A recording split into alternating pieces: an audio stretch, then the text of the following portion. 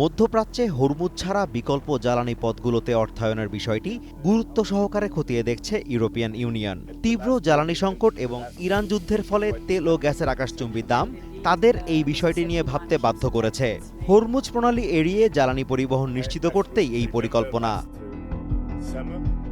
European কমিশনের president Ursula von der Leyen বলেছেন, EU উপসাগরীয় দেশগুলোর সাথে এমন নতুন প্রকল্পগুলোতে কাজ করতে প্রস্তুত যা বিশ্ববাজারে জ্বালানি সরবরাহ করবে এবং যেগুলোর ওপর যুদ্ধ বা ভূরাজনৈতিক সংঘাতের কোনো প্রভাব পড়বে না।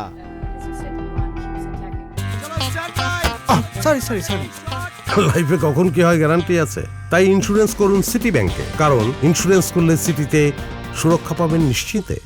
শুক্রবার সাইপ্রাসের রাজধানীতে ইইউ নেতাদের এক অনানুষ্ঠানিক বৈঠক শেষে সাংবাদিকদের ভন ডার লিয়েন আরও বলেন, উপসাগরীয় দেশগুলোর সাথে মিলে রপ্তানি অবকাঠামোকে বহুমুখী করতে প্রস্তুত ইইউ।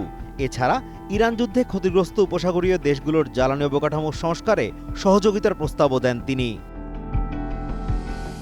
বিশ্বের 1/5 তেল ও গ্যাস হরমুজ প্রণালী দিয়ে পরিবাহিত হয়, কিন্তু যুদ্ধের কারণে এই জলপথটি মূলত বন্ধ হয়ে আছে, যা বিশ্ববাজারে জ্বালানির দাম উদ্বেগজনক হারে বাড়িয়ে দিয়েছে।